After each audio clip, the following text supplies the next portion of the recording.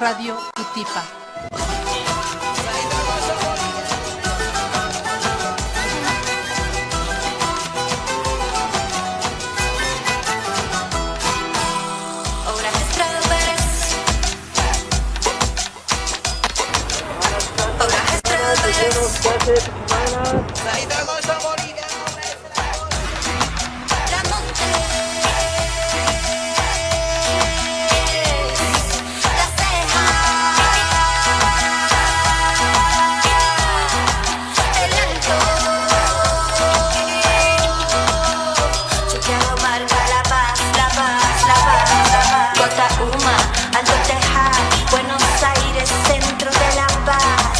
Chicana, Pachumani, Chasquipampa, ahora Estrado Pérez, Miraflores, Pampajasi, Villa Copacabana, Chumani, ahora Estrado Pérez, ahí va.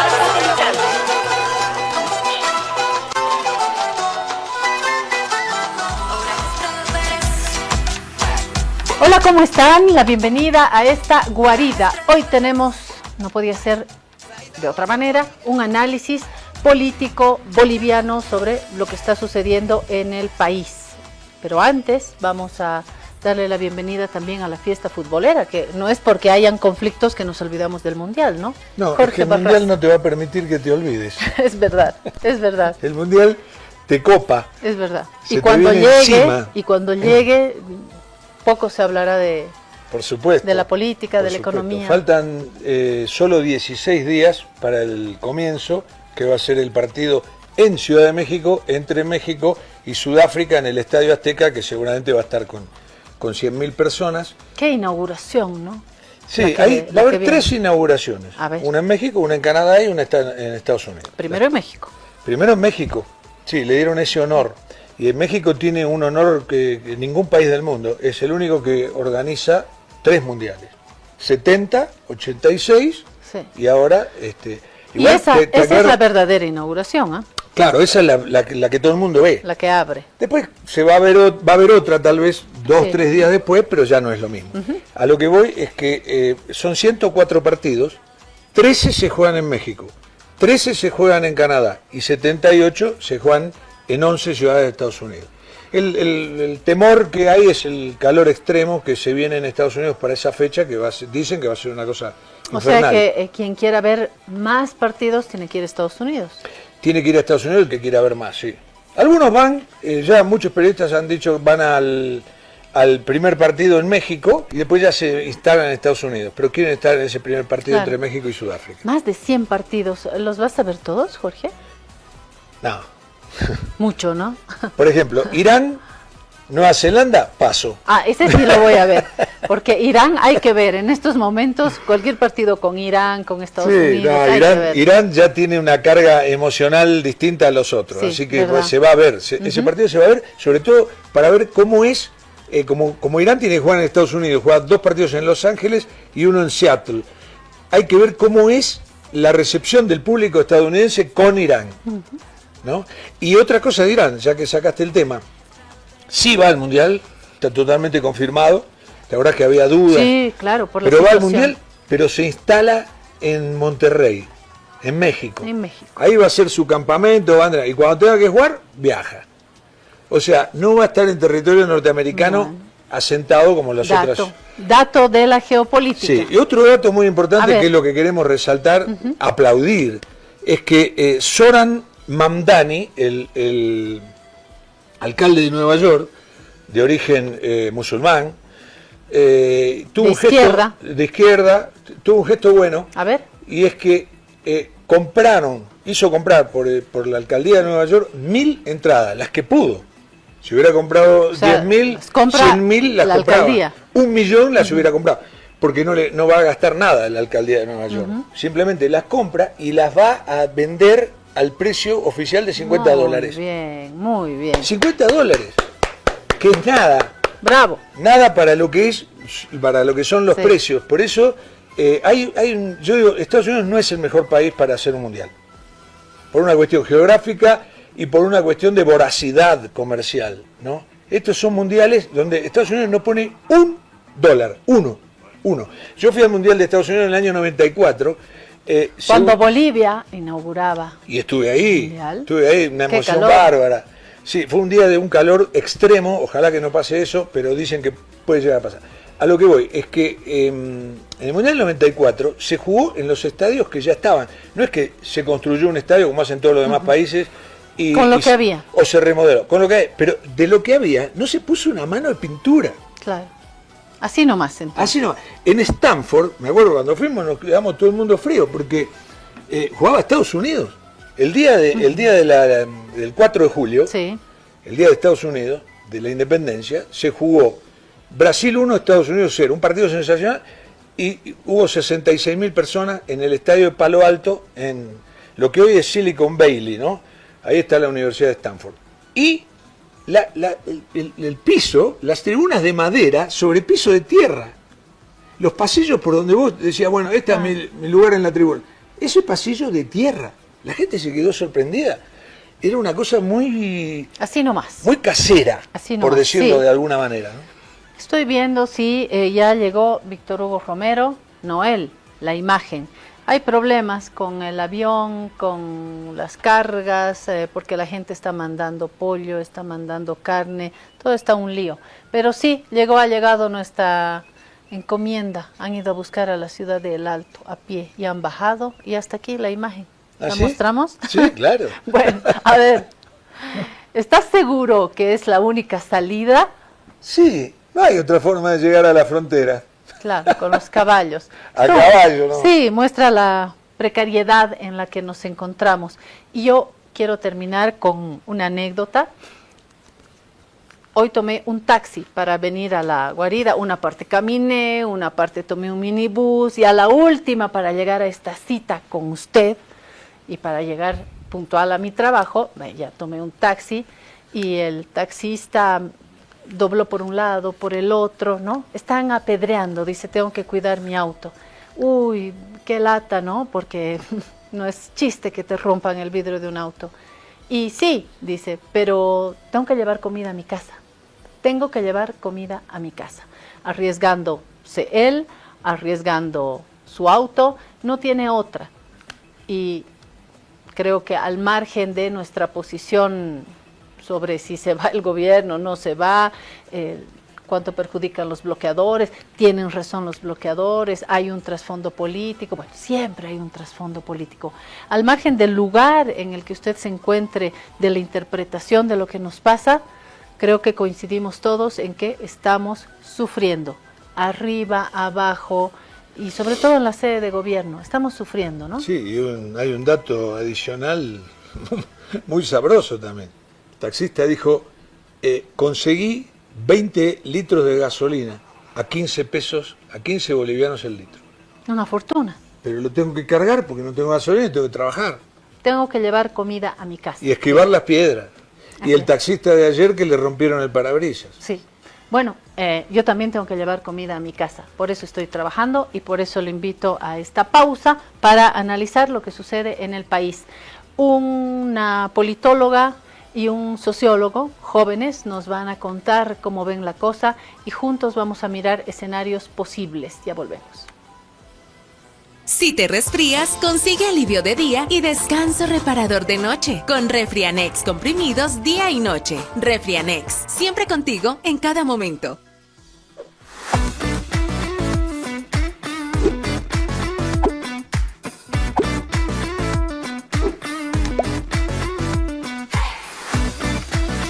Esta entidad es supervisada por ASFI. Ahora estás viendo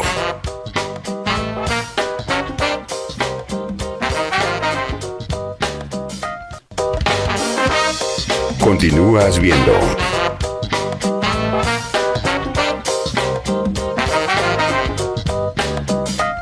Trata la gripe y la tos seca con una cápsula blanda y efectiva. Alíviate con Refrianex 2. Refrianex, siempre contigo en cada momento.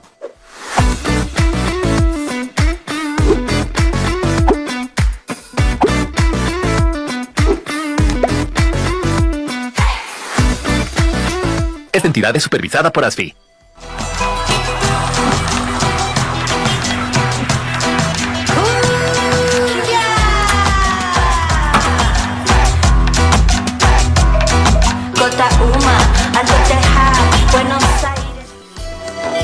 Ya estamos con nuestro sociólogo, nuestra politóloga, Jorge y yo. Hemos hecho hervir el agua, listos para partir, y también con las historias que cada uno tiene para trasladarse de un lugar a otro.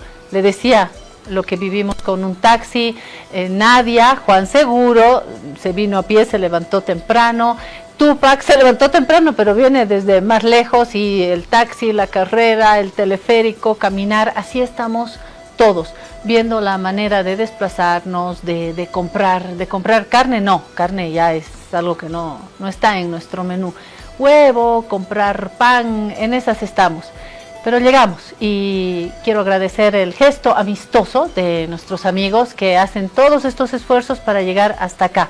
Estoy junto a Nadia Guevara, gracias Nadia por estar acá, politóloga, muy amiga de La Guarida. A su lado está Tupac García. Tupac es sociólogo y ambos observadores jóvenes y con muchos elementos para interpretar lo que hoy nos sucede en el país. Gracias por estar acá. Hoy vamos a plantear escenarios y vamos a retribuir su amistad con una tacita de té. Así que nada, Jorge ya tiene su té, él llegó primero.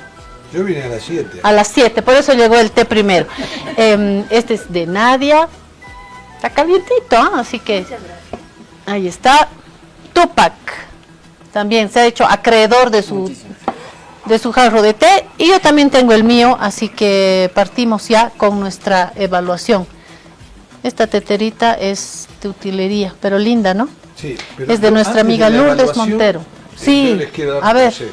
Sí, ustedes que son gente de mucho dinero, claro, ¿cómo conservar nuestro dinero? El dinero no puede estar nunca en el colchón, porque la plata se va bajando la pilita. Entonces hay que ponerlo a trabajar siempre, es mi consejo. Y cómo trabajar, en este caso, de una manera sencilla, porque no toda la gente puede estar metida en el tema de las acciones, de los bonos, de las operaciones financieras. Entonces, yo les aconsejo un DPF, es un depósito a plazo fijo del Banco Proden. ¿Por qué? Porque tiene el mejor interés de plaza, pero lejos el mejor interés de plaza, que son 6% a 181 días, 8% a 361 días y 9% pasando los 365 días, que además se pueden amplificar. ¿Por qué? Porque si uno lo hace por vía digital, tanto con tu computadora como con el teléfono, haces el DPF y te dan un 0.5 adicional. O sea, 9.5 anual es un interés muy alto, es el mejor de plaza. Se los recomiendo. Como también les recomiendo, y esto es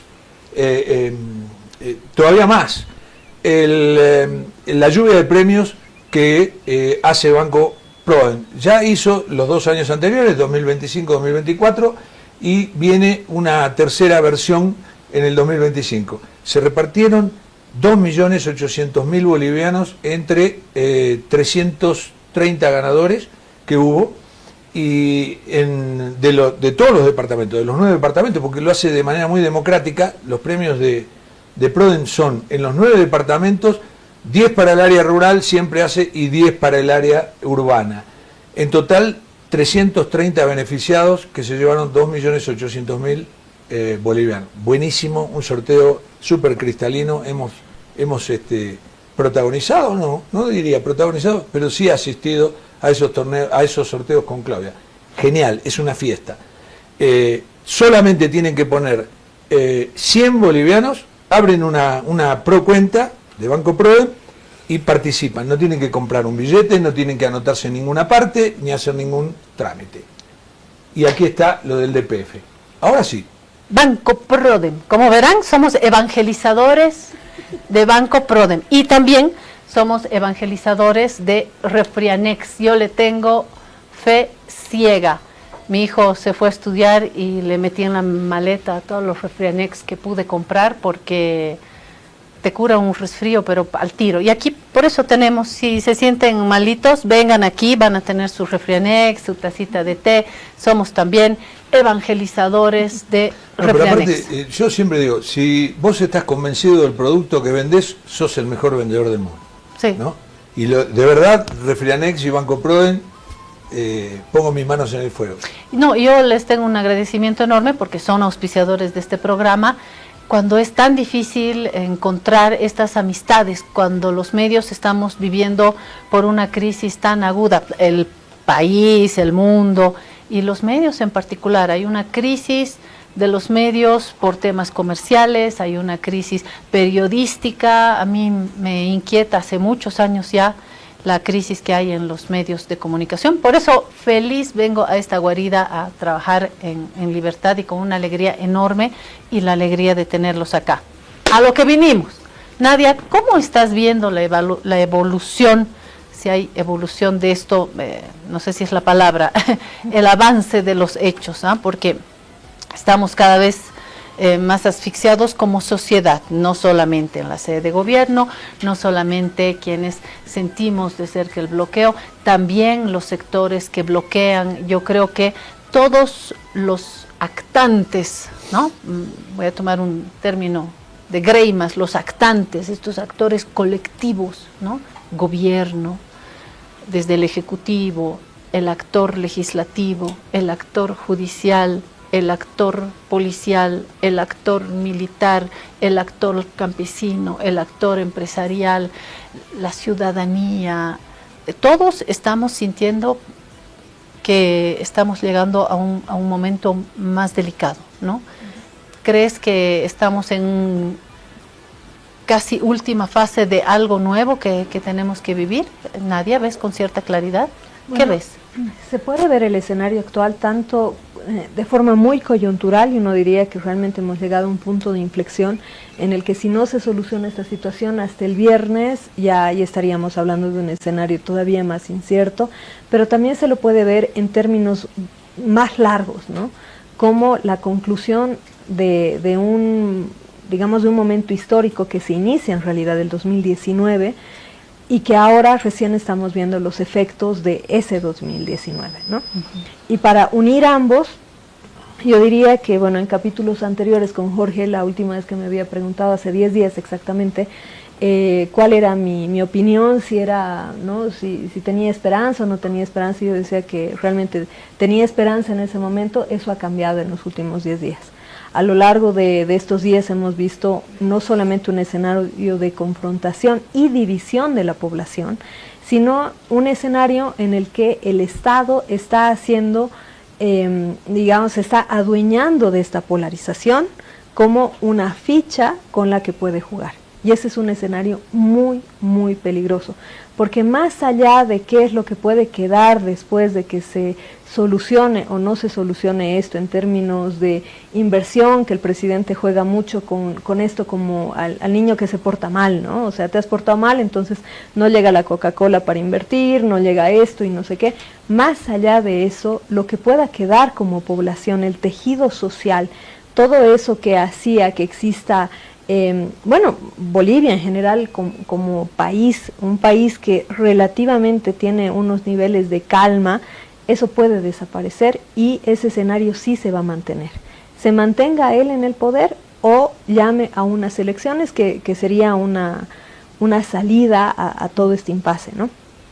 Pero en este término, y volviendo a la hipótesis de que el 2019 se inicia un ciclo, y bueno, me dirán, pero bueno, el 2019 se ve Evo Morales, después viene otro gobierno del movimiento, viene Áñez, después viene otro gobierno del movimiento al socialismo.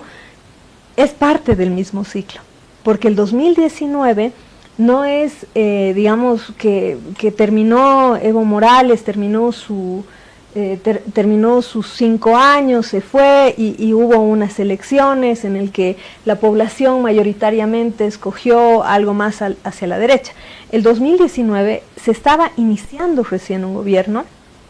No vamos a entrar en que si fue golpe, no fue golpe, pero se estaba iniciando un gobierno que era parte de un ciclo. Se corta este ciclo, pero no se corta así nada más, sino que se corta con los actores que habían estado en ese ciclo y empiezan a tomar cada vez más el poder, tanto económico como político, otros actores que ahora están... En el año de Áñez. Sí. Y ha sido muy... O sea, el momento en el que Áñez llega al poder ha sido hasta visual este cambio. ha sido un cambio estético, ha sido un cambio cuasi religioso con la Biblia entrando y todo aquello que uno puede pensar, no, ha sido solamente un año. Pero hay que ver muy bien el gobierno, el movimiento del movimiento al socialismo que viene al medio, en el que ya estos actores, sobre todo actores empresariales, empiezan a tener cada vez más importancia, primero económica y después política, ¿no? Porque por mucho que uno pueda decir, ha sido una pésima gestión la de Arce, yo creo que en eso no hay lugar a dudas, pero detrás de esta pésima gestión también habían unos actores que estaban por debajo, mellando esa gestión, tanto Evo Morales desde su rincón, pero también estas oligarquías cruceñas, oligarquías citadinas que se le van en contra y que finalmente llevan a que los últimos años de ese gobierno hubieran tenido la inestabilidad tanto económica como social y política que hemos visto. Tupac, ¿tú cómo ves la cosa? Coincido con Nadia en la gran mayoría. Yo creo algo que aprendí, digamos, escuchando a la gente de los bloqueos, que es esta noción de que el conflicto ordena. Tenemos una visión probablemente desde una modernidad occidental de que el conflicto representa caos, que representa destrucción. Hay otras formas de entender el conflicto y una de ellas es la del mundo andino, en el que el conflicto más bien lo que hace es ordenar a la gente, pone a cada quien en su lugar, ¿no?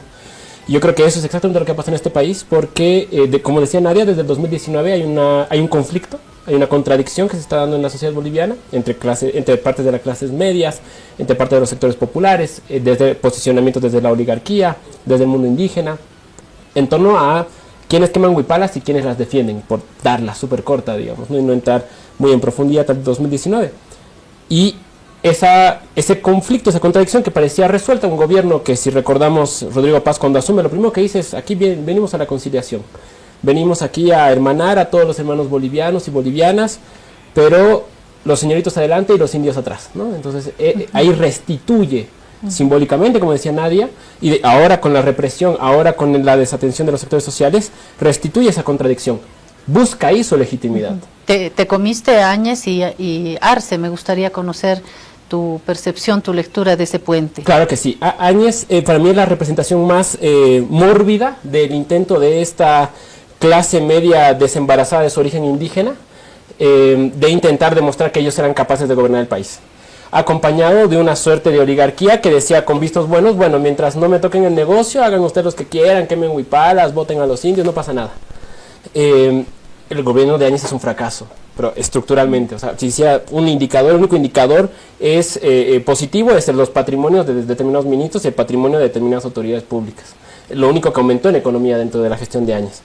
Después le viene Luis Arce, en una restitución simbólica de exactamente ese gobierno de las mayorías.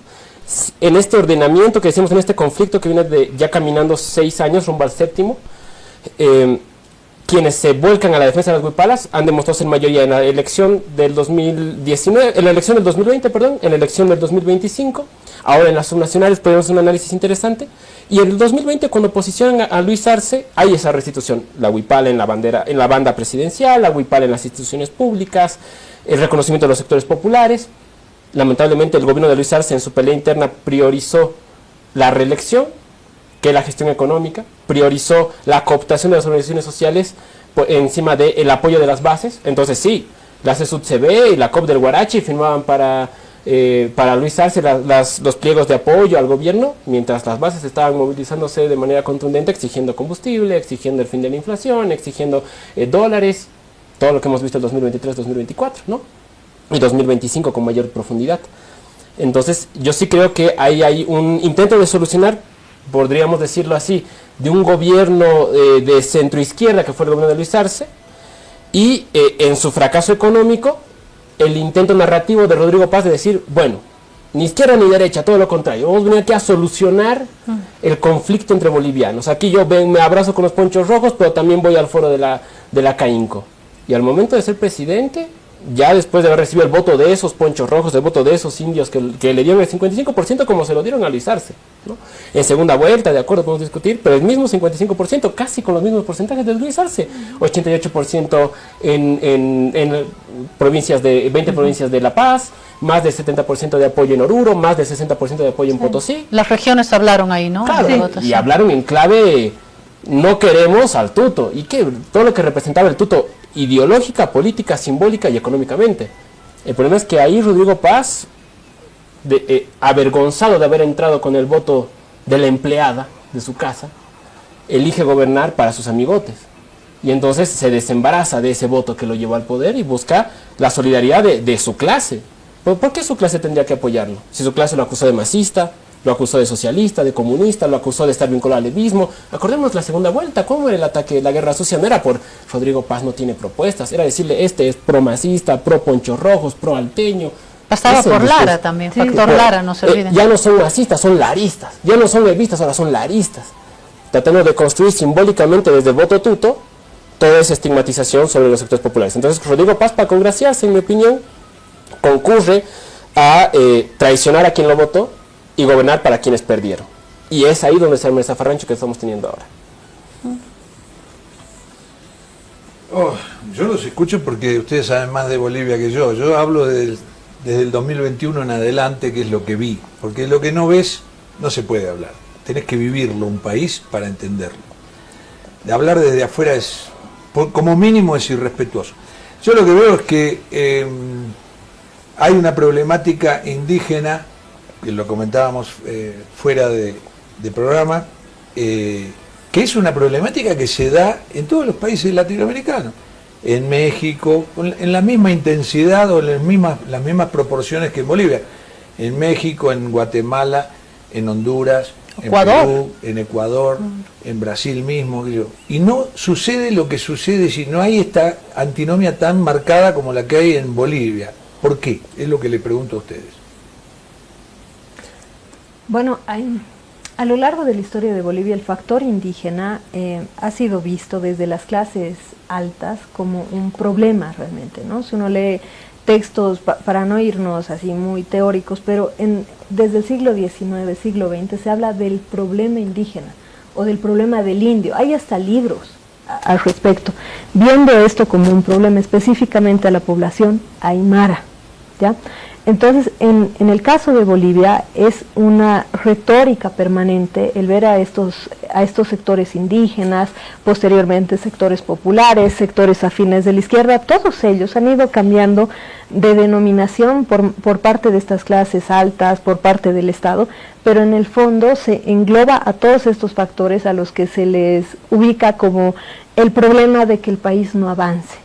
Del otro lado, hay una ausencia de una construcción de país, de una construcción de un discurso nacional que pueda ser un discurso inclusivo de todas las clases sociales, de todas las etnias, en realidad de la autoidentificación que tenga uno como mestizo, como indígena, lo que hablábamos fuera de cámara un poquito, porque tiene que ver mucho con lo identitario. En Colombia, por ejemplo, la persecución ha sido muy parecida, todavía más descarnada, siglo XIX, siglo XX, conflictos militares internos de por medio, tanto así que la población indígena que se reconoce como indígena en Colombia es mínima, es casi el 5% solamente, mientras que en Bolivia alcanza al 55%, pero eso es una cuestión de autoidentificación. No se puede ver desde afuera quién es, quién no es, sino quién realmente se autoidentifica con eso. Pero sí, y algo que se está viendo de forma muy repetitiva, aquí Tupac también mucho de lo que decía, estoy completamente de acuerdo, es lo repetitivo en estos ciclos, que uno puede ver que en cada ciclo político se empieza en esta dicotomía, ¿no? De estos sectores populares, indígenas, como que son esto que me impide crecer, este discurso de modernidad, de no nos podemos modernizar, no podemos ir al mundo, no nos podemos abrir, porque estos son los que molestan, porque son los que bloquean, porque no quieren esto, o como el asesor del presidente decía en una intervención en la televisión argentina, Cerimedo, ¿no? Que Cerimedo decía, están peleando y están reclamando porque no tienen cloacas. O sea, esa estigmatización, esa mediocridad, digamos, de ver realmente qué es lo que dicen estos sectores populares, es algo histórico. Y del otro lado, estos sectores populares, sectores indígenas, campesinos, o sea, que es una multiplicidad, porque no es tampoco correcto decir son indígenas per se, son muchos sectores que tienen afinidades, pero tienen desencuentros en otros momentos, que ahora tienen una afinidad en común y un objetivo en común, que es que el presidente renuncie, es otra cosa. Pero hay que entender muy bien qué es lo que están diciendo. Y en este zafarrancho, uso un poquito la palabra que usó Tupac, en este zafarrancho hay algo más que solamente el decir queremos que se vaya. No es queremos que se vaya porque no nos cae mal, es queremos que se vaya porque nos ha usado, y ellos mismos lo dicen, como escaleras para llegar al poder, ha utilizado el discurso de lo nacional popular para llegar a donde está, y no solamente es que se vaya con estos sectores oligárquicos de Santa Cruz específicamente, sino que está negando a este otro lado y los está estigmatizando.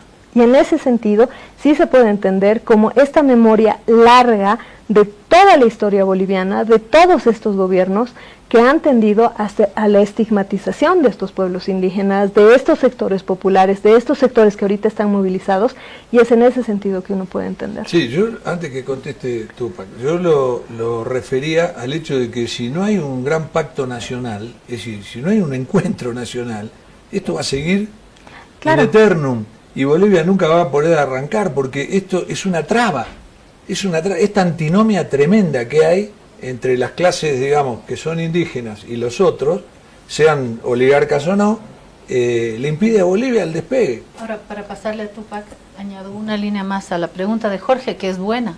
¿Por qué hay tanto conflicto acá? ¿Por qué están cada cierto ¿y por qué tiempo no hubo en el resto de Latinoamérica? acá, a punto de quebrarse, cuando también hay población indígena en México, también la hay en Guatemala, también hay en Ecuador, y en principio, según la mirada de Jorge, no se llega a estos niveles. A esto le quiero añadir una línea, y es que, escuchando a Nadia, me doy cuenta de que no son cajas de indígenas cerradas. Esta es caja indígena, caja blancos, no.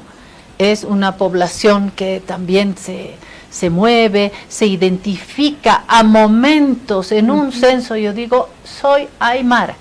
En otro censo digo, soy mestiza. Un mamani, apellido indígena, puede estar en este momento en una función de llamero en el altiplano, y en otro momento, sobre todo si consideramos los últimos 20 años, ahora sí como ciclo grande, mamani puede tener una licenciatura en arquitectura, una maestría en urbanismo, y ahora está trabajando en el Ministerio de Obras Públicas, y tiene un auto, y puede que apoye los movimientos populares, o pueda que diga, qué barbaridad estos indios, ¿no? Claro. Son líquidas, no son cajas de indígenas, no indígenas, ¿no? Con esto mi línea medio larga, pero ahí te lo dejo, Tupac. No, está excelente para mí. Jorge decía algo que me parecía importante, ¿no? Comparaba la situación de Bolivia con otros países de la región. Yo diría que Bolivia más bien tiene uno de los procesos de reivindicación étnico-colonial menos violentos de la región, ¿no? ¿A qué me voy? Guatemala tiene una insurrección indígena en la década de los 90. Hay más o menos 1 millón de desplazados, o sea, de migrantes que migraron a México, más de 100.000 muertos, 300.000 relocalizados por la fuerza por el ejército, y lo que se llama en la década de los 90 el genocidio guatemalteco. La gran sublevación de las comunidades mayas de manera militar contra el gobierno, que termina en el genocidio puesto por un gobierno bancado por el Estado norteamericano, ¿no? En Perú tenemos la guerra de los 90, con Sendero Luminoso y el MRTA, más de 60.000 muertos. Todavía no se ha hecho un proceso de memoria, verdad y justicia para identificar las fosas comunes. El ejército todavía mantiene en reserva cuáles son los lugares específicos de las fosas comunes producto de la guerra civil. En México tenemos una revolución nacional en 1910, a la cabeza principalmente de las comunidades indígenas con Zapata, toda la parte del sur. Ecuador tenemos una serie de masacres en diferentes momentos de la historia, tanto en el periodo dictatorial como en los periodos democráticos, ¿no? En realidad, en todas las partes del continente donde la reivindicación étnica ha buscado la igualdad entre seres humanos, ha habido grandes procesos de represión. Bolivia junto a México comparten algo que es el haber ganado. Eso es quizás la diferencia entre Bolivia y México con relación a países como Guatemala, Perú, Ecuador, donde más bien ha habido una derrota militar cada vez que ha habido grandes procesos de insurrección.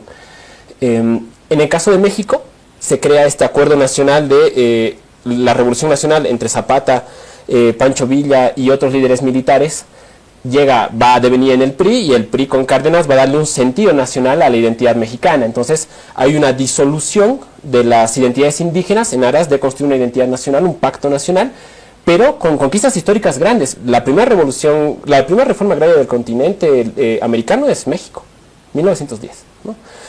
Las nacionalizaciones del petróleo, todo el proceso, todo el proyecto económico que planteó el PRI revolucionario. Después tenemos el PRI, La dictadura perfecta, que es una película que yo siempre recomiendo ver para ver en qué devino el PRI 50 años después. Y en el caso de Bolivia hubo una revolución nacional, no a la cabeza del mundo indígena, sino a la cabeza de los sindicatos obreros y del MNR en el 52, que propuso un pacto nacional, muy parecido a lo que pasó en México. El problema de eso es que todos éramos iguales en la Constitución, en la norma, digamos, pero no en el acceso real a derechos, ¿no? Lo que el Felipe existe porque el proyecto del MNR fracasa. Porque el proyecto del MNR dice, todos somos ciudadanos, pero hay ciudadanos de primera y ciudadanos de segunda. Hay los que nacen para ser empleados, jardineros, campesinos y comunarios, y hay los que nacen para ser presidentes, cancilleres y abogados y ministros, ¿no? Felipe denuncia eso, dice, si todos somos bolivianos, ¿por qué hay bolivianos de primera y bolivianos de segunda? No, vamos a ser un país donde estamos todos en condición de iguales. Yo creo que el Estado plurinacional intentó hacer un segundo pacto nacional, una constituyente donde todos están sentados, desde la Hayes hasta la Silvia Lazarte. Todos estaban siendo parte de la constituyente y diciendo, bueno, ¿qué país construimos? Donde estaba la CAINCO, estaba la CAO, estaban las clases medias, estaban los sectores populares, estaban los obreros, estaban los maestros, estaba la iglesia. Vamos a discutir entre todos qué país queremos construir. ¿Quiénes se oponen a ese modelo? ¿No? Y ahí tenemos lo que pasa entre 2016 y 2019. Una clase media que no vivía peor. Yo creo que nadie aquí en Nueva York puede decir que ganaba menos entre el 2006 y el 2019. Que no podía pagar su deuda al banco, que no podía comprarse su casa, que no podía comprarse un auto, que no podía ir a vacacionar a Argentina, a Brasil, a Chile. No conozco a nadie en clase media que me diga, no, es que yo he muerto de hambre por culpa de estos socialistas. Todos han ganado mejor, pero eran menos importantes. Ese es el problema de fondo. Ya no necesitaba salir de aquí de la Católica, aquí en la 2 de Obrajes, para ser ministro. Ya no necesitaba salir del San Ignacio para poder ser parte del conjunto de directores de unidad en los ministerios. Era más importante que vengas de la CSUTCB, que vengas de la COP, que vengas de la Federación de Mineros, que vengas del Magisterio. Era más importante no ser clase media para acceder al Estado. Era una pérdida relativa de esos privilegios. ¿Privilegios que eran qué? Tener un sueldo fijo. En un país con 90% de pobreza rural. En un país con 60% de pobreza moderada. Era un privilegio tener un sueldo fijo. Era un privilegio tener caja. Tener caja privada, no la caja nacional, ¿no? Era un privilegio tener aguinaldo. Era un privilegio tener antigüedad. Y de repente todos los sectores empiezan a tener mejores condiciones de vida. Entonces dejas de ser tan importante. De repente vemos las famosas entradas del gran poder, economía popular, esa informalidad que se la asocia con pobreza, con vestidos que valían más que un auto, con polleras que valían más que un auto, que te mostraban, tu plata aquí ya no es más plata que mi dinero. No eres más importante que yo. Y eso es una clase media que, al ver que la empleada era más importante que ellos, dice, no, eso yo no. Yo no estoy dispuesto a aceptar que seamos iguales. Y entonces empieza a brotar esa resistencia a un pacto nacional. ¿Es importante tenerlo, Jorge? Yo creo que sí. Es indispensable en toda sociedad tener un pacto nacional. Para mí, la construcción de ese pacto nacional pasa por el reconocimiento de las mayorías, no por su negación. Y yo creo que ahí la pregunta es, ¿cómo se le convence a estas minorías de que acepten de una vez que todos somos bolivianos, igualmente bolivianos, seas mamani, seas quispa, hayas nacido en Machacamarca, donde murió el comunario este sábado, o nazcas aquí en Achumani? No creo que sea algo difícil de sostener. Sí, una línea para pasarle a Nadia. Me parece que en este recuento, qué útil, Tupac, de los distintos encuentros o desencuentros a lo Dussel de mundos indígenas en el continente, no se advierte esto que Jorge reclama. ¿Por qué hoy no en Ecuador? ¿Por qué hoy no en México? Y claro, Tupac nos lleva de un lado a otro y me da la sensación de que podemos perder la sensación de movimientos y de golpes de historia simultáneos, porque no son simultáneos, porque en México hay que ir hasta 1910, o luego ya mucho después con la parte sur de México con el CNPZ, con los zapatistas más bien, con el ZLN. Con el ZLN. ¿no? Con el Ejército Zapatista de Liberación Nacional, pero muy distante y con otro impacto. Eso es México, que nos lleva hacia atrás.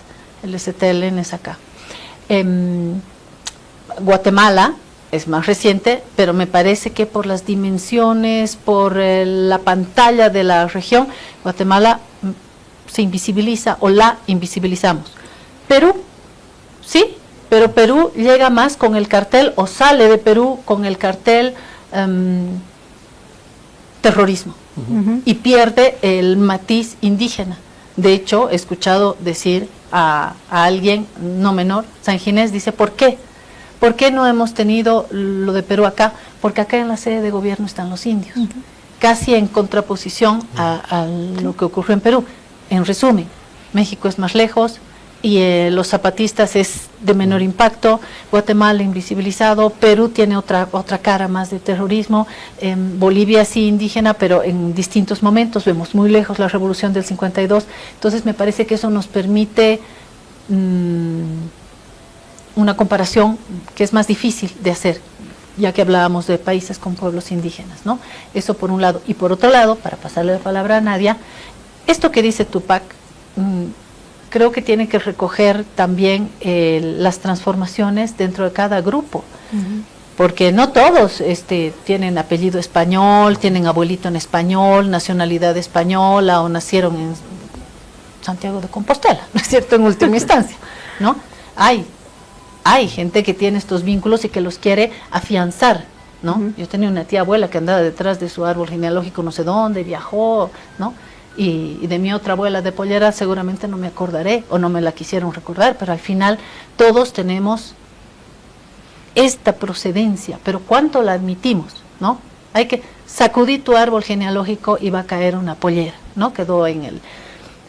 Hay sectores, Tupac, que hoy no reconocen que ayer estuvieron, y es otra parte del fenómeno. No solamente es el que apellida López de la Vega, el que apellida, ¿no?, Iturralde, no, es el que también apellida Condori, Mamani, y que es anti-más, antipopular, y que en un grupo de WhatsApp puede decir, nací en el país equivocado, estos no me dejan trabajar, estas llamas no me dejan trabajar, pero lo dice quien salió de eso. Entonces no olvidemos que hay un movimiento, yo insisto en eso también, no son dos cajas estancas, ¿no? Completamente, o sea, además hay que ver cómo a lo largo de los últimos años, sobre todo, este movimiento que tú dices entre que vengo de este lado pero ya no me identifico como un ser humano, no sé, que apareció ahí de la nada, autohecho, ¿no? O sea, yo solito, el self-made person, que hay un montón de gente que se lo pone así, y pierde estas raíces. Y del otro lado sí se van afianzando estos procesos en los que se exige lo que se llama una ciudadanía sustantiva. Porque lo que hay en Bolivia y lo que hay en todo el continente es una ciudadanía formal. O sea, yo voy, tengo el derecho a voto, pongo mi voto cada 5 años y pare de contar, pero no voy a ser elegido, tampoco tengo una opción de interpelar al Estado o a cualquier autoridad. Y por la construcción, la estructura social que tiene la sociedad, jamás se me va a dar la oportunidad de ocupar un espacio público. Eso es una ciudadanía formal.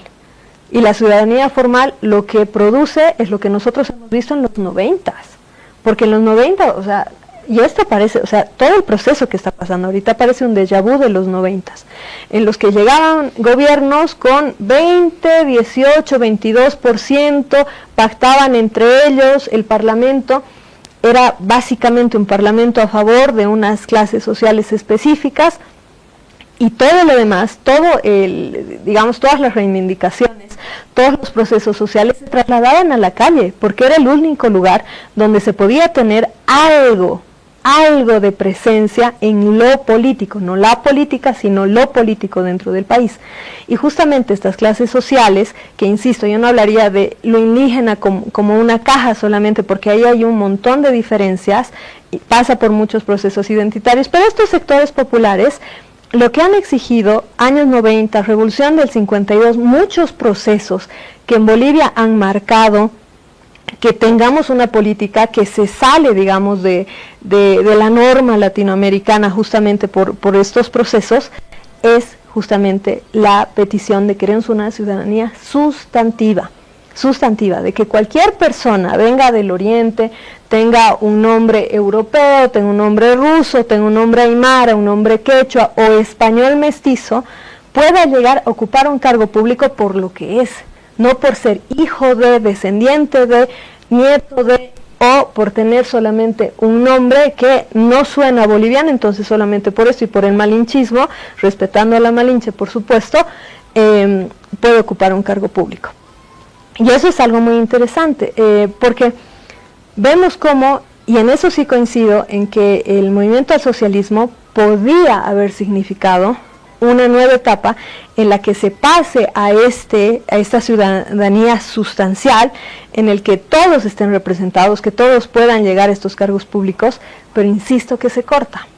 El 2019 se corta esto, y estos anhelos señoriales salen otra vez, salen por debajo de las piedras, salen por debajo de la alfombra de todos, y estos anhelos de ser solamente por representar a una clase social, o de estar en lo político, en espacios públicos, en espacios de dirección, solamente por el tono de piel o por donde he estudiado, vuelven a renacer.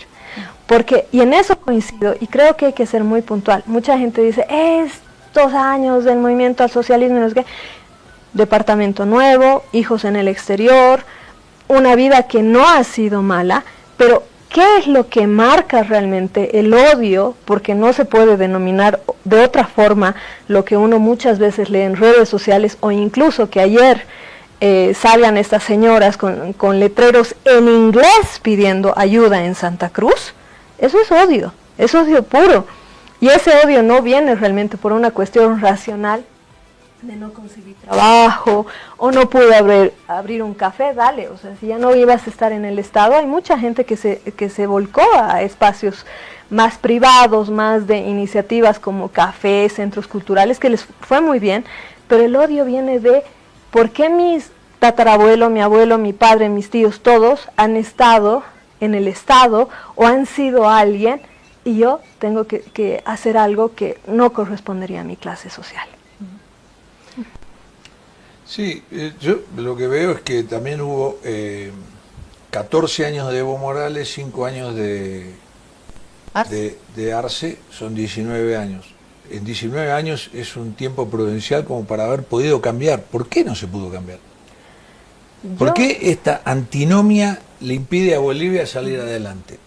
Porque, cuidado, ahora mucha gente quiere que caiga el presidente o el gobierno, pero lo que viene atrás, tierra arrasada. Ayer no sé con quién hablábamos, pero dijo no. Con Jean-Paul Guevara. Con Jean-Paul Guevara, él dijo que no, pero Bolivia va a pasar a ser un país paria. Hoy los golpes de Estado, sea golpe civil o como lo quieras llamar, no están de moda en el mundo. Y te castigan los organismos internacionales, te castigan los demás países, no vas a tener conexión con el resto del mundo. Vas a necesitar dinero para desarrollarte, vas a necesitar dinero para comprar gasolina. No hay. Las líneas de crédito se te pueden cortar. O sea, a mí me preocupa lo después. A mí también, aunque yo soy más cautelosa con la palabra golpe, porque a nosotros sí que nos golpeó el golpe. O sea, en Bolivia golpe es una palabra que nos ha costado muchísimo, y me refiero a las dictaduras, me refiero a estos últimos años. Yo creo que hay una crisis, hay una posibilidad de quiebre institucional, pero golpe la pondría aparte. Pero sí comparto con Jorge el que viene después, y quienes nos están mirando nos dirán, bien chicos, qué bueno que hablemos de los orígenes, comparemos con otros países, ¿y ahora qué? ¿Y mañana qué? ¿Y pasado mañana qué? ¿Cuáles son los escenarios? ¿Cómo miramos el país? No de aquí a 6 meses, ¿cómo lo miramos la próxima semana? ¿Qué puede pasar? Yo me animaría ahí a responder un poco lo que decía Jorge, porque yo sí creo que han cambiado cosas, pero profundamente en lo que es esta contradicción, que de acuerdo sigue presente, un poco por lo que habíamos mencionado antes con lo que pasó en 2019. ¿Pero qué pasó en esos 19 años? lo pondría en palabras del Felipe, pues ya nadie nace para ser la empleada de otro, ¿no? Y eso es sustancial en el cambio sociológico de lo que ha atravesado Bolivia en los últimos 20 años. Estás hablando de Felipe Quispe, ¿no? Para Claro, Jorge. sí, de Felipe Quispe. Lo interpreté. En esas palabras del Malco, hechas carne, hechas en una sociedad en la que la gente ya no nace para agachar la cabeza, ya no nace para servirle a otra Claro, persona. ya eso es un logro. Pero esa es la dignidad que transforma irremediablemente una sociedad.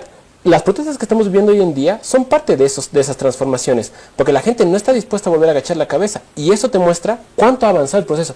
Veníamos de una sociedad, en la época en la que Felipe Quispe se insurrecciona con el LGTK, en la que la gente, el patrón podía escupirle a una mujer en el mercado, y por ser chola ella tenía que aguantarse.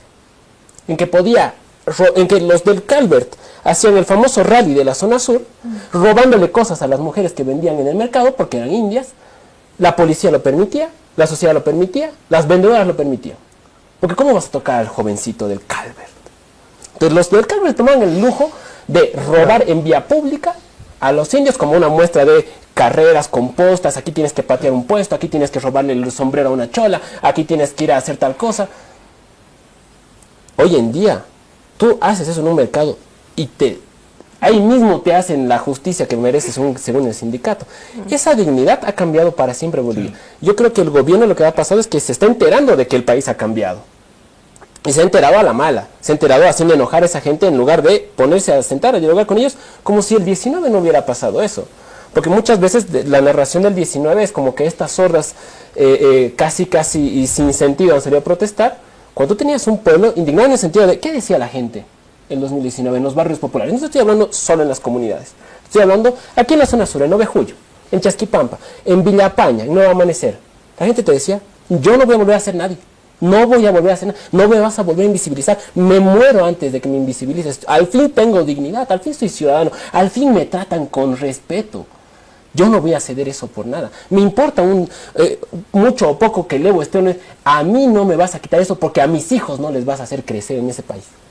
Entonces ahí sí hay una transformación total, acompañada con lo que decía Claudia, también una transformación de lo que implica ser indígena, porque antes el indígena no era profesional, el indígena no salía de las universidades, casi el dejar la comunidad e irse a la ciudad del Alto implicaba el dejar tu herencia indígena para volverte ciudadano, para volverte urbano, no es que yo soy de la ciudad, no es que ya no soy del campo. La Upea, Río Seco, Sencata, Ovejullo, todos barrios urbanos, todos con hijos profesionales, ingenieros, abogados, arquitectos, médicos, y todos en las protestas. Entonces hay un discurso que también va cambiando en los bloqueos, que dicen, ¿para qué necesitamos que nos gobiernen aquí los de la Católica y los de la OPB? Sí. Cuando nuestros hijos son profesionales. Cuando nuestros hijos son... Pero no te olvides de otros sectores, perdón, donde también hay estos nuevos jóvenes, nuevos porque ingresan en una etapa, Universidad Católica. Yo estudié en la Universidad Católica, había una mujer de pollera y cuando pasaba, porque estudiaba comunicación, pasaba y todos, ay, la cholita que está estudiando, ella está en comunicación, y la mira, pero como si fuera un elefante blanco, ¿no? Claro. Hoy, cuando miras la graduación, de hecho no falta quien va a las puertas de la Católica a filmar una graduación porque hay mujeres de pollera, etcétera, pero ahí mismo pregunta a docentes, hay también estos grupos que se transforman, que forman parte de los a mí no me nadies, claro, pero a mí tampoco me vengas a decir que yo formo parte de ese grupo. Y claro, son sectores grandes, Tupac. Totalmente, Claudia. Entonces, pero justamente lo que el ejemplo de la Católica, me acuerdo, todavía el año pasado hubo la graduación y decían, es que la Católica ya perdió prestigio. ¿Por qué? Porque están ahí, mira, las cholas están haciendo con banda, están recibiendo a sus hijos que están graduando. Entonces, ¿qué está pasando? Una institución privada, el que puede pagar entra. Y si una chola puede pagar porque es del circuito comercial de gran poder, pues puede. ¿Cuál es el problema? Como tú dices, la identidad indígena ha ido cambiando. Eso también ha ido cambiando. Por eso también una de las limitaciones, creo yo, del proceso de nuestra revisión desde la levista, desde el ala, si tú quieres, como de izquierda, ha sido recuperar un discurso indigenista, indianista de la década de los 90, sin entender que nuestro mundo indígena ha cambiado. Se ha amalgamado un rostro urbano con un rostro rural y no por eso ambos están disociados. Y creo que gran parte de estas movilizaciones nos están mostrando eso, esa hibridación. Los dirigentes sindicales, la mayoría son profesionales. de universidades públicas o de universidades privadas, obreros, mineros, campesinos, son profesionales. No han dejado de ser aymaras, son ponchos rojos, son de su comunidad, han estudiado en la ciudad y han vuelto a su comunidad a hacer trabajo, a hacer de dirección sindical. Esos cambios en la identidad indígena, como tú bien mencionas, dan un rostro de un nuevo país, pero nos permite entender que eso es un país más igualitario. Lo suficientemente igualitario, coincido contigo, Jorge, en que no, en que necesitamos construir un país mucho más igualitario todavía, pero asumiendo lo que ya se ha avanzado, que yo creo que es lo que menos se ha hecho, en cualquier lado de la cancha. En el lado del levismo, en el lado de la izquierda, en el lado de la derecha, hemos discutido los logros económicos, pero muy poco hemos trabajado los logros sociales, los logros culturales, los logros políticos, los logros, si tú quieres, en un término sociológico. ¿Por qué la ciudad es tan diferente a lo que era hace 20 años? Muy poca gente ha politizado eso. Hay libros, pero para leer en todas las áreas. Recomiendo Nico Tassi, recomiendo María Elena Canedo, recomiendo lo que escribe el Macusaya, hay cantidad de libros en el ámbito académico, pero en el ámbito político muy poco trabajo de asumir qué país existe hoy. Yo creo que las protestas nos están mostrando un poco, nos están apresurando ese camino, decir, este es el país que está existiendo. Me preocupa la inversión extranjera directa, y bueno, ¿en qué condiciones? Me preocupa los bonos, los préstamos para salir adelante de la crisis, bueno, ¿en qué condiciones? Si nuestra política exterior es hacer lo que digan los gringos para que nos presten plata para comprar combustible, no somos un país, somos una colonia. Como cualquier país que tiene que prestarse plata para comprar combustible, para pagar salarios. Bueno, pero ese es un problema de los bolivianos. Siempre tienen un problemita cuando hay que firmar un contrato con alguien de afuera. Porque no entreguemos el país. Bueno, no lo entreguen. No es tan fácil. Y justamente yo creo que ahí hay otras formas de prestarse dinero. Evo Morales planteó en el 2019 más de 9.000 millones de dólares en préstamos. ¿Pero para qué? Para hacer fábricas, para industrializar recursos naturales, para exportar energía, no para comprar gasolina. Sí. Ahora, es otra forma de entender deuda, es otra forma, son otras instituciones. Se estaba prestando solo de los chinos porque les iba a entregar el peso a los chinos. No, se estaba prestando de Surcorea, se estaba prestando de Alemania, se estaba prestando de Francia. Era una diversificación de actores como hace cualquier país tercermundista que tiene que desarrollarse. Preguntémosle a Brasil, preguntémosle a Argentina, todos diversifican su deuda y dicen, todos aquí vengan a invertir, pero aquí nadie va a ser dueño del país. Así que cada uno me entra en fila y me cumple sus deudas, me cumple sus acuerdos, me cumple sus inversiones, me cumple sus impactos ambientales. Lo que está haciendo el gobierno de Estados Unidos, lo que está haciendo el gobierno de Rodrigo Paz es entregarle a todos los gringos y ojalá nos llegue algo. Y si no nos llega, pues ni modo, ya habrá acabado mi gestión. En ese no lo entreguen. El gobierno de Arce, una cosita chiquita, durante el gobierno de Arce escuché, porque lo viví ese, 50.000 veces escuché, hay que vender el litio, no regalarlo. ¿Pero quién habla de regalar? ¿Por qué no lo vendemos? ¿Por qué no se comercializa desde ahora? Eso puede ser una fuente, no de riqueza como la gente cree que es un oro blanco, no es tan oro blanco, pero podría ser una fuente de ingresos importante. Pero ¿quién habla de regalar? ¿Por qué esa desconfianza de que todo tiene que ser regalado? Y no se hizo nada durante el gobierno de Arce, en ese sentido. Ahora está en manos de gobierno, eso iba a decir yo, cuando dices entreguen, no es ese conjunto del país, porque a nosotros se nos permite participar, quienes estamos fuera del aparato del gobierno. Yo jugué mi boleto para la primera vuelta, jugué mi boleto para la segunda, jugué mi boleto para subnacionales y luego nunca nadie vino a preguntarme nada, ni a mi trabajo, ni por WhatsApp, nada. Yo participo con 3 papeletas y nada. Esto de si entregan ustedes como país o no entregan, forma parte de las políticas de un gobierno en específico. O de una herencia también. Sí, pero lo que quería ir, porque Inés ya nos está votando para que hagamos una pausa, antes de que se me vaya la idea, no le hemos contestado a Jorge qué va a suceder con el país. Estuvimos hace poco con el diputado Carlos Alarcón, vía Zoom, y no estoy del todo de acuerdo, pero no le falta razón a Carlos Alarcón cuando dice, bueno, se votaron, pero ahora si se han arrepentido del voto, no, por favor, o sea, tampoco es que voté, ahora me arrepiento, no es lo que voté, entonces devuélvanme, publicidad engañosa, o sea, ¿qué hacemos con la institución? ¿Qué hacemos con las normas? ¿Qué escenario que no sea el descalabro tenemos para no sufrir violencia, para no tener muertes, que es lo que a mí me hace despertar con miedo y con dolor, porque ya he vivido muchas veces donde tenemos que contar por decenas los muertos, ¿no? ¿Qué se nos viene para irnos a la pausa? Escenarios. Como yo creo que como escenario lo que se nos viene son más conflictos mientras el gobierno no entienda qué país está gobernando. Yo creo que hay una lectura muy terrible ahí. Pero creo que Claudia pero lo planteaba como, ¿qué nos viene después de que salga este gobierno, si es que sale? La reconstrucción. Yo no creo que el gobierno vaya a renunciar de aquí a 10 días. Lo más probable, por la inercia de la capacidad militar de un Estado, es que Rodrigo Paz termine su gestión. La pregunta es en qué condiciones va a terminarla. Y yo creo que es muy difícil adelantarse. Yo ahorita anticipo una rearticulación de lo popular. ¿En qué términos? ¿Cómo llegará? Son 5 años. Pero ya lo que se viene trabajando ahora da la esperanza de decir, oye, en 5 años esto puede germinar en algo muchísimo más interesante en un sentido de proyecto social, de proyecto político y de proyecto económico. A la cabeza de esta articulación de sectores populares, como siempre ha pasado, sin líder, sin cabeza. En 2003 no había cabeza, era la gente insurreccionada. Porque es de ahí, de esa politización, donde surgen los verdaderos proyectos de país, no solo en Bolivia. Casi en cualquier sociedad, es esa politización de la sociedad la que hace brotar tiempo después este proyecto económico. ¿Ves que pueda surgir alguna cabeza de todo esto? Habrá que ver qué pasa en estos 5 años. Yo ahorita anticipar, es que tal tiene perfil electoral, tal, yo creo que es demasiado. Ahorita tenemos dirigentes proscritos o dirigentes perseguidos.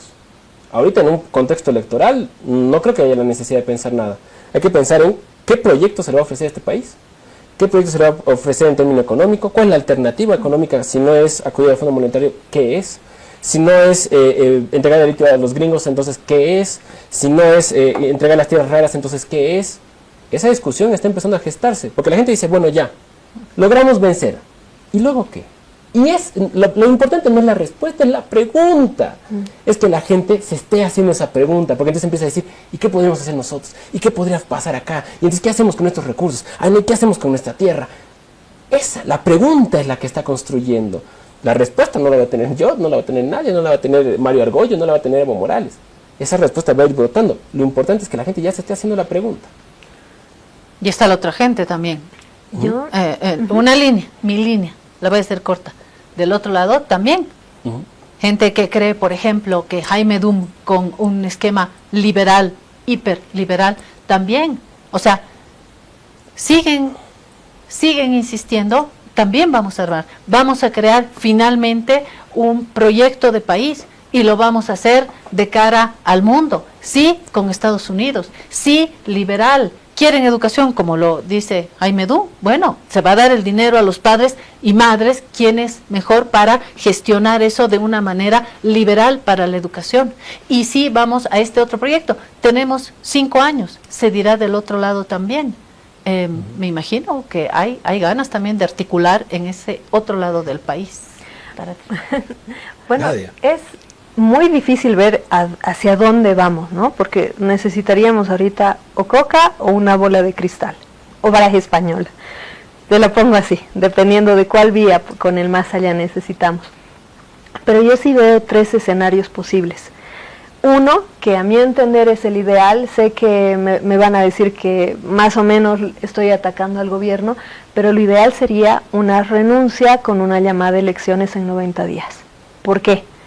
Porque con este Parlamento, en el que no existe una oposición, en el que los intereses, no solamente de sectores populares, sino los intereses de mucha gente, no están representados. Los parlamentarios que están ahorita están jugando, o sea, uno ya no sabe cuál es de qué partido, porque de acuerdo al interés de por medio están jugando.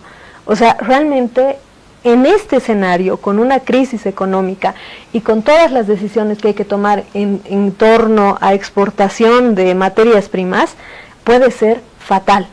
Porque, y me voy a los otros 2 escenarios, ¿qué es lo que ocurre si no se llama a unas elecciones en 90 días?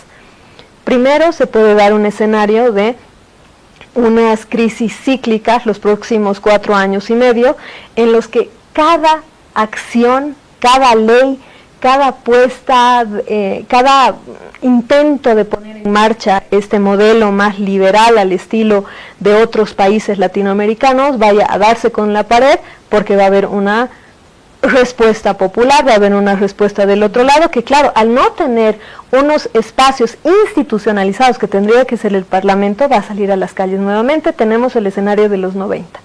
en los que la política vuelve a las calles al estilo de don Carlos Toranzo, que ya hace mucho que no lo nombramos, pero volvemos ahí. O tenemos el tercer escenario, que es el escenario que se dio cuando llega Evo Morales al poder, que lo hablábamos un poquito antes de entrar al programa. Cuando Evo Morales llega, salen los cívicos de Santa Cruz, ¿no? O sea, ellos dicen, en este país no nos quedamos, no nos representa, queremos autonomía. Y se movilizan durante muchas semanas. La gente se olvida, piensa que las movilizaciones solamente se dan en el altiplano, que es esos cabildos y solamente se dan en La Paz, que solamente los paseños somos, no sé, pues que tenemos una vocación, que nos bautizan, sabe Dios con qué agua, para que salgamos y nos guste el gas lacrimógeno, pero en Santa Cruz también se movilizan un montón pidiendo autonomía. Tanto así, como lo decíamos, Evo Morales no podía aterrizar en Santa Cruz. Lo declaran más o menos persona no grata al presidente de la República. ¿Qué es lo que se da al medio? Va a haber un proceso de negociación con esas clases altas, con esas clases cruceñas, y finalmente Santa Cruz crece en los años de Evo Morales de una forma impresionante. Santa Cruz crece con Evo Morales, no crece con Áñez, no crece antes, crece con Evo Morales. El modelo cruceño tiene mucho que ver con la subvención a los hidrocarburos, tiene mucho que ver con las leyes incendiarias que se hacen en el gobierno de Evo Morales, tiene mucho que ver con que no se haga una ley como en la Argentina de decir, bueno, ¿saben qué? Todo lo que exportan, por lo menos ese porcentaje tiene que venir acá. Todo eso es gracias a Evo y ellos crecen gracias a Evo Morales. Y por eso es que al final ellos tranquilos, aquí no ha pasado nada, y esos 14 años transcurren como transcurrieron. Eso es el posible escenario que se podría dar si es que se bajan un poquito, se bajan 5 rayitas de este discurso más militarista, de este discurso de mano dura, se bajan 5 rayitas y nos sentamos realmente con los dirigentes, dejamos de proscribir movimientos, dejamos de poner mandamientos de aprehensión a quien sea, porque eso es lo que decíamos hace 10 días también. Lo peor que hizo el gobierno es tratar de descabezar o tratar de comprar dirigencias, porque con esas dirigencias bien establecidas, uno conociendo con quién está dialogando, con quién está negociando, se puede hacer las cosas. Si eso no se sabe y si son grupos que han desconocido estas dirigencias, es mucho más difícil. Está bárbara la charla, pero no tuvimos entretiempo, ¿viste? En el fútbol, Sí. cuando llegan los Medio 45, tiempo. 15 Medio minutos, tiempo. pues volvemos al segundo tiempo. Tenemos que ir al segundo tiempo. Vamos un minuto al corte. Si te resfrías, consigue alivio de día, descanso reparador de noche y fortalece tu sistema inmune con Refrianex sobres día y noche. Refrianex, siempre contigo, en cada momento.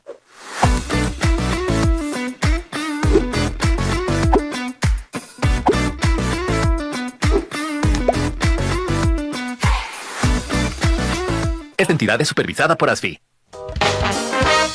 Ahora estás viendo.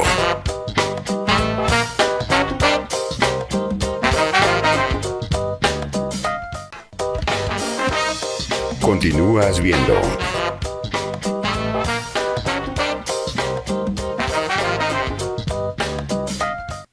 Alivio efectivo a todos los síntomas del resfrío con Refrianex comprimidos tradicionales. Refrianex, siempre contigo, en cada momento. Bueno, de retorno, segundo tiempo, pero este segundo tiempo ya va a ser penales, Jorge. Solo alcanza para los penales. Ya Bueno, nos a vamos. ver, ¿quién arranca? Vamos a hacer el sorteo. Sí. Quedan 7 minutos. ¿Qué subrayamos? ¿Con qué titulares nos quedamos? No, pero fue muy linda la charla y Sí. no nos centramos solamente en el tema del conflicto, ¿no? Sí, pero creo que acá podríamos empezar a encontrar ya una síntesis y escenarios a mañana, a pasado, ¿no? Siento que hay mucha angustia en el país. ¿Qué dicen? Yo diría que hay mucha preocupación de lo que se está tratando ahora en la Asamblea Legislativa, en la Cámara de Diputados, la aprobación de la Ley 1341. Hay un intento de una parte minoritaria del país de querer resolver por la fuerza lo que no puede resolver dialogando, no puede resolver política ni comunicacionalmente, que es el tratar de decirle a esta mayoría del país, si no va a ser por las buenas, va a ser por las malas, y va a buscar militarizar. Eso creo que es muy preocupante, creo que hay que denunciarlo a la gente, hay que denunciarlo al país. La solución nunca es sacar al ejército a meterle bala a nadie. Primero porque eso lo único que hace es sentenciar la derrota ideológica de tu bando. Si tú tienes que sacar al ejército porque tú no eres mayoría y tú no has logrado dialogar, entonces has perdido. Es decir, estás ahí hasta que la gente pueda volver a votar y te pueda sacar. Entonces yo creo que ahí hay una preocupación muy real. Yo espero, ojalá que el gobierno no decida decretar estado de sitio, aún teniendo una asamblea entreguista, digamos, que voy a tirar la ley 1341. Yo espero que el gobierno elija el diálogo. Creo que es lo mínimo que se merece este país, que no muera más gente inocente. Por otro lado, yo sí creo que lo que estamos presenciando, en cualquiera de los dos casos, sea que se dialogue, sea que se reprima, es que hay un convencimiento de que lo que la gente que está protestando es correcto. ¿Qué les dices a los que plantean que las minorías, más bien son las minorías que están bloqueando, que son dirigencias, que son las minorías funcionales, corporativas? Por supuesto, y entre ellos a don Carlos Alarcón, que justamente decía que eran 30.000 los que estaban protestando. Le voy a hacer un repaso de historia, ¿no? Le voy a hacer recordar a Tupac Katari. Tupac Katari tenía 20.000 personas con las que cercaba la ciudad de La Paz. Para que estas 20.000 personas coman, duerman, roten, produzcan su tierra, se necesitaban 200.000 personas más, que cubran su alimento, que cubran sus medicamentos, que cubran su transporte, que cubran su logística, que atiendan a los heridos, que atiendan a sus guaguas, porque el que bloquea también tiene hijos, porque el que bloquea también produce la tierra, porque el que bloquea... Es decir, cuando nosotros vemos 30.000 personas movilizadas, es que hay cientos de miles de personas bancando ese bloqueo, haciendo los rotes, produciendo las tierras, cuidando a las guaguas, cuidando el ganado, cuidando la casa, que están predispuestas al combate. Uno puede ver siempre una marcha de 20.000 personas, quiere implicar que hay 100.000 más detrás, en todas las movilizaciones, porque si nosotros tuviéramos que contar cuánta gente había en el Cabildo de Santa Cruz donde pidió la renuncia a Evo Morales, y cuánta gente a la que apoyaba desde otras ciudades capitales. Uno decía, no, es que mira, yo le saco una foto al Camacho, 5 amigos, son 5 los que están bloqueando. No, toda acción colectiva para tener un apoyo popular tiene que tener esta legitimidad de lo social de bancar esa protesta. En lo popular, hoy, en los bloqueos de hoy, para que se mantengan 26 días de movilización, es que la gente que está apoyando es muchísima más de la que vemos en la calle. Y lo vemos en el Alto, donde tú tienes que las ferias ahora se hacen, nadie abre de día, nadie. Vendemos la comida vía Dolores de 2 a 4 de la mañana. Y toda la gente calladita, bueno, vamos, compramos y bancamos. ¿Y qué dice la gente en los lives de TikTok que están vendiendo? Dicen, hay que comprar, hay que aguantar, hay que resistir, hay que apoyar a la movilización. Porque son los tíos, porque son los padres, porque son los abuelos que han venido del campo a apoyar, porque es legítimo lo que está haciendo, porque este gobierno nos ha destruido los autos, nos ha destruido el negocio, nos ha destruido las ventas, nos ha quitado, nos está matando con inflación. Entonces tú ves ahí la legitimidad de la protesta. Ningún bloqueo se sostiene si la gente de ese sector no está de acuerdo. Y por eso no hay bloqueos aquí en la zona sur, por ejemplo. Yo te voy a contradecir en algo. Yo creo que la gente está más disgustada por los mensajes del presidente, de este gobierno, que por ejemplo lo votó el occidente y gobierna para el oriente. Esas son cosas que piensa a veces, quitar el impuesto a las grandes fortunas. Son todos mensajes que le duelen más que la economía concretamente, porque no es que el dólar subió en este momento, que la inflación subió en este momento. No, pero ya venimos tanto. licuando Viene nuestro de herencia, salario. viene de la herencia arcista, pero a la gente le molesta, a mí me da la impresión, le molesta más los mensajes, es decir, te voté y me estás dando la espalda ¿cómo se llama? Y está gobernando para los que iban en contra tuya, para los que perdieron. Eso es lo que le duele más a la gente, me da la impresión. Nadia, para irnos. Nadia, 2 minutos. 2 minutos. Dos cosas. Sería realmente imperdonable volver al pasado y llevar a cabo una represión, porque primero no funciona, segundo abriría una herida más en la historia boliviana que no va a cerrar como no ha cerrado el 2019, y segundo, también es imperdonable seguir con el discurso de odio que se está dando desde el gobierno, con la estigmatización de sectores sociales, con la persecución de personas que piensan diferente, el delegar sus decisiones para poner el fin al conflicto a sectores civiles que enardecidos y pensando desde lo hormonal pueden llevar enfrentamientos entre civiles, eso también es imperdonable. Gracias Nadia Guevara, gracias Tupac García. Nos vamos y seguimos hablando del país. Hemos hecho una semana sin abrir las ventanas al mundo, pero es que el descalabro es grande y seguiremos ocupándonos del país. Nos vemos mañana.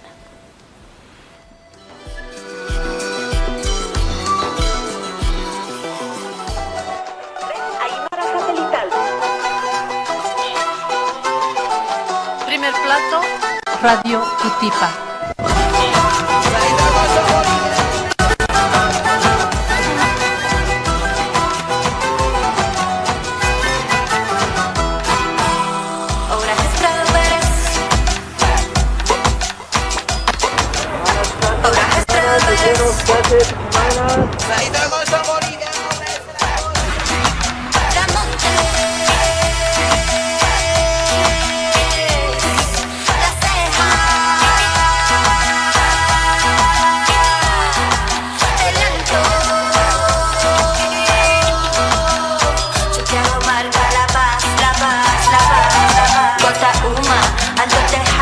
Buenos Aires, centro de la paz, a Chachicala.